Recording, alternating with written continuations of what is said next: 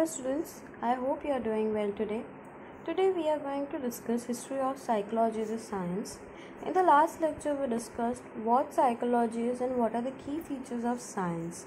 Can you remember those key features of science? Objectivity, predictability, replicability, right?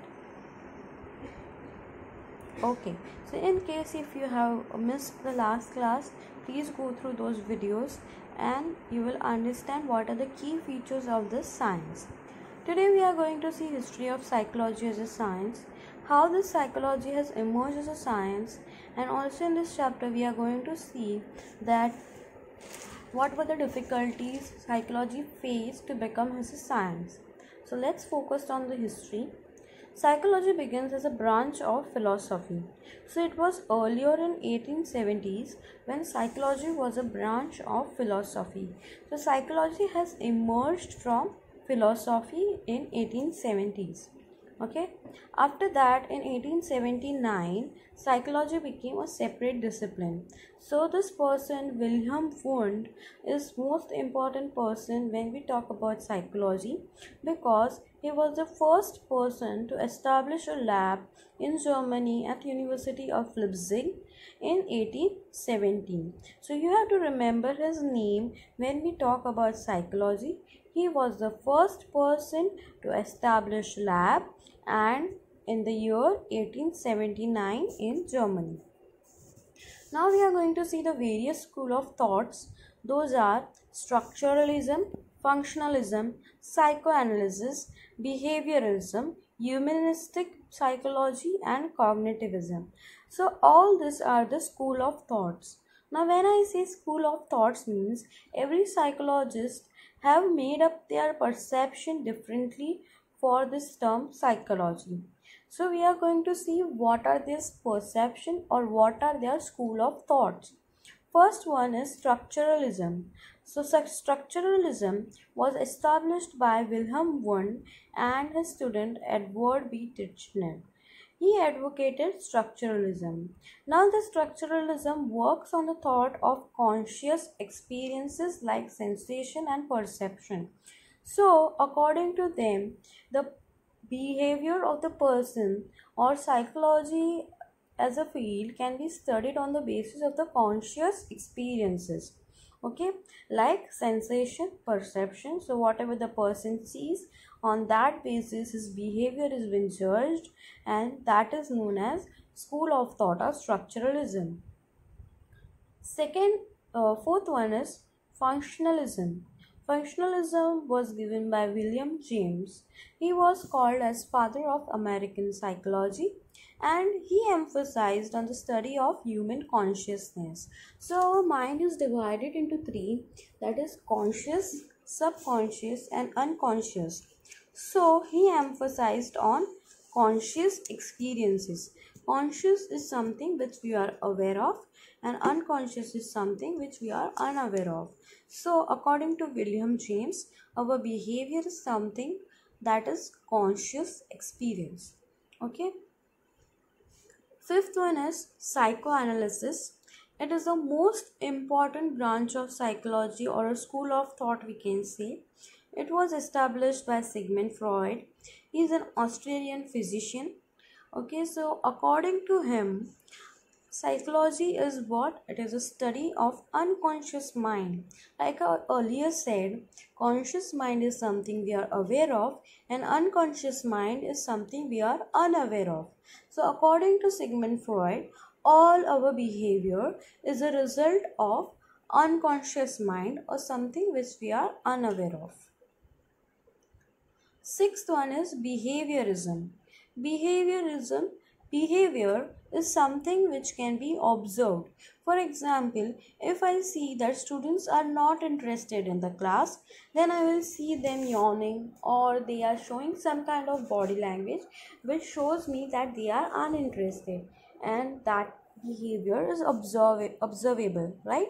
So same way in behaviorism, what John B. Watson states is that psychology is more scientific discipline by focusing on the study of observable behaviors. So psychology can be studied in the terms of behavior rather than focusing on conscious or unconscious mind.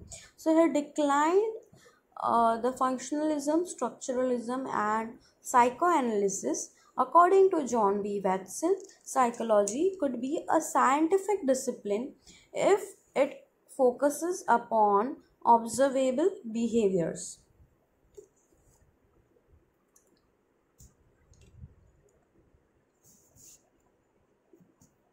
Next, we move on to the humanistic psychology. Humanistic psychology was given by Carl Rogers in the second half of 20th century. Now, as the name suggests, humanistic or humanism. So again, they decline the unconscious and the conscious, and psychoanalysis, according to humanism, is that every person is capable enough to deal with his problems. Okay, so every person has a power of free will, self determination, and self actualization, wherein just psychologists help them out to get out from their problems. So human is capable enough to solve his own problem. That is what was stated by humanism school of thought given by Carl Rogers. Eighth one is cognitivism. Cognitivism, cognitivity, cognitive psychology. All this term relates to higher mental cognitive processes like memory, decision making, problem solving, intelligence, language, etc. So, the cognitivism school of thought was established in year 1950s and 1960s. It was established by American psychologist named as Ulrich Nieser. According to Ulrich Nieser, our psychology is purely based on cognitive psychology. So whatever mental processes are like memory, decision making, all this is part of a cognitivism. Okay, so I hope everyone is clear with all this school of thoughts. I would like to repeat it again. So psychology was a branch that was that came from philosophy in 1870s. In 1879, it became a separate discipline by Wilhelm Wundt, German psychologist, who established a lab in 1879 at Germany in University of Leipzig. Then we move on to the functionalism, structuralism, psychoanalysis. So, structuralism talks about the conscious experience, functionalism talks about the unconscious experience, when psychoanalysis talks about unconscious experience. So it is different from structuralism and functionalism. So structuralism and functionalism both talks about the conscious experience, whereas psychoanalysis talks about the unconscious experience. And opposite of this three is behaviorism, which talks only about the observable behavior, which was given by John Watson. Then it comes humanistic psychology given by Carl Rogers, which states that humans are capable enough to deal with their problems and they have free will, self determination, and self actualization. And the last part talks about the cognitivism. Cognitivism was given by Ulrich Nieser. He states that he states that all those mental processes is the higher mental processes is the part of psychology.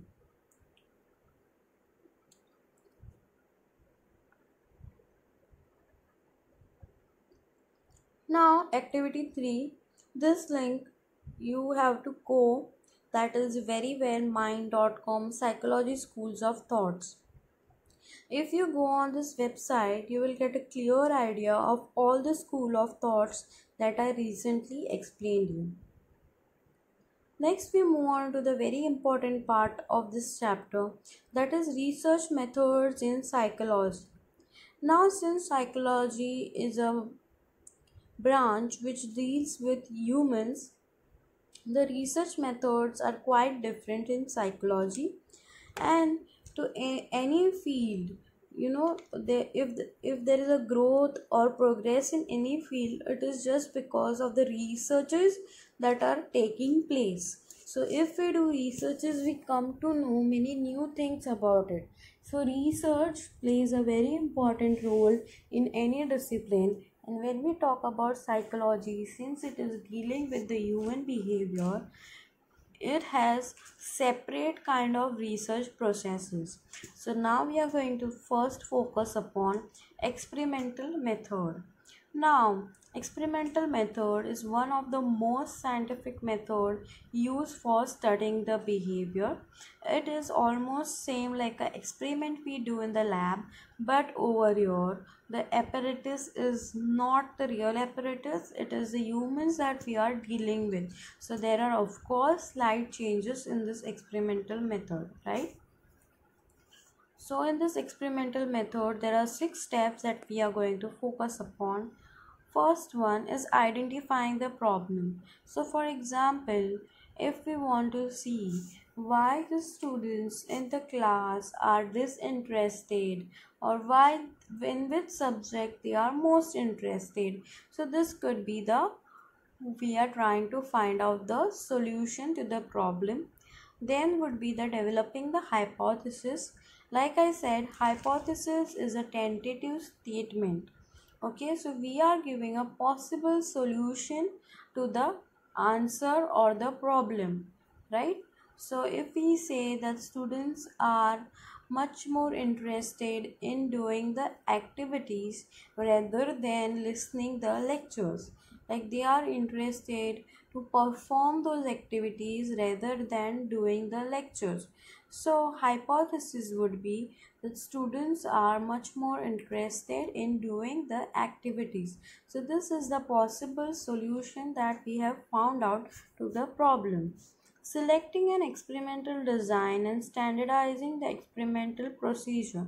So every experiment has its own design. So it could be a random design, or it could be a star design. So these designs are basically how the subjects are divided, that we are going to see in the later part of this chapter. Conducting the experiment and collecting the data. Of course, whenever you conduct an experiment, there is a need of collecting the data.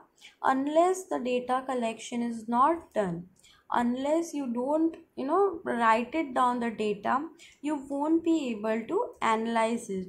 So fifth part is the analyzing the data, and the sixth one is drawing the conclusion. Once you get the data, then you are going to analyze it, and then you are drawing the conclusion to it. So for example, we will again start with the third point, that is experimental design. So for example, if I am taking a random experimental design, so if in the class there are 50 students, I am going to divide them into a bunch of 25 and 25 students on the base of their roll number.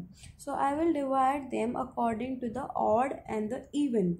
So for example, odd numbers would make a separate group, and the even number roll number would become a separate group. So they are divided randomly without any deciding any prefactors for it. Okay, so once this experimental design has been chosen, then the experiment would be conducted. So they would be given a data sheet to be filled in. So if I am conducting an experiment that whether the students are interested to do more activities rather than listening the lecture, so that would be the various questions, and then they have to answer it. So that would be the conducting the experiment, and then would be the collecting the data. So I will be taking those sheet or taking their responses from them. So that would be collecting the data. Fifth one would be analyzing the data. So I am going to collect the entire data of 50 students, and then I am going to analyze one by one that what answers they have written, what is the majority of the students are saying. Okay, so that would be analyzing of the data. And sixth one would be drawing the conclusion. That means what would be the last conclusion on the basis of analyzing the data. So these are the 6 points that are there in the experimental methodology. So here they have given up with the example in activity 4. So here the problem is to study the effect of music on the level of blood pressure. We have made a tentative hypothesis. The music will help in regulating the blood pressure. Okay, so this is the tentative solution or tentative hypothesis that we have made it. Now whenever there is a hypothesis, okay, or whenever there is a problem, it is always divided into two variables. So in the first video I have explained it what are the variables. So variables is something that keeps on changing, and in every experiment there are two variables, that is independent variable and the dependent variable. Independent variable would be the cause and the dependent variable would be the effect. So always in psychology it finds the cause and the effect relationship. The key features of science that we studied showed the cause and the effect relationship. So over here the cause is music and effect would be level of blood pressure. So the cause variable is called as independent variable, whereas the effect one is called as dependent variable. Okay, clear till here? So every problem is divided into two variables, that is the cause and the effect. Fifth one is intervening variable. Intervening variable is a variable which causes some kind of changes in our result. For example, if we take all the old people in this experiment, then obviously it could show more effect in the level of blood pressure. Or if we take only boys or only female, then again our result of this experiment could vary. So these are known as intervening variables. So we have to pay attention on what variables we are taking. There should be a constant thing in this variable. So if I am choosing age limit from 16 to 24 years of age, so only the students or only the subject of from 16 to 24 age should participate in the experiment. If someone of age 26, 27 is participating in the experiment, then the result can vary. Okay, so these are known as intervening variables. Sixth is experimenter. Okay, so experimenter is a person who will be conducting this experiment. So any person who is conducting an experiment is called as experimenter. Seventh is participant. Participant is a person on whom the experiment is going to be conducted.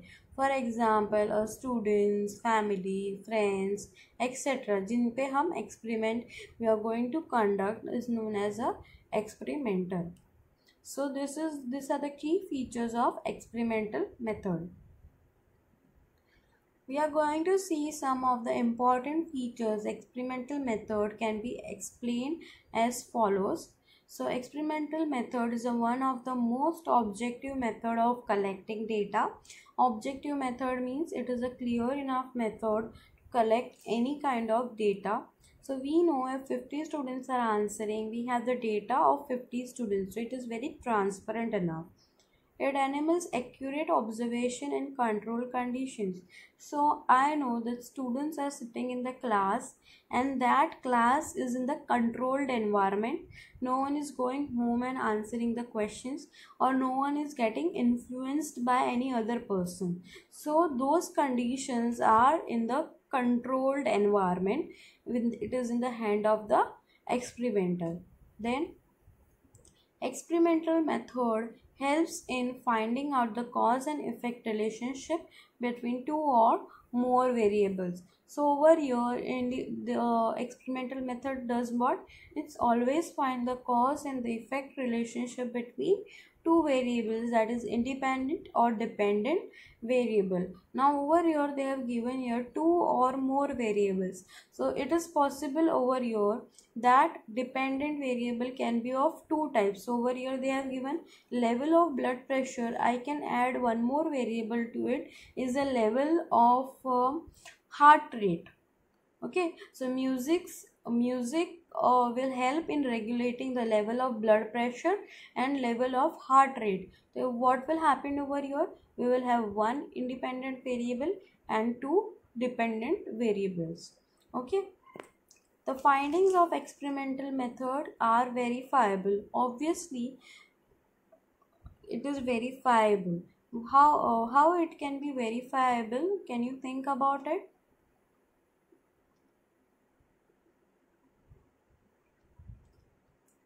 One of the key features of science is replicability.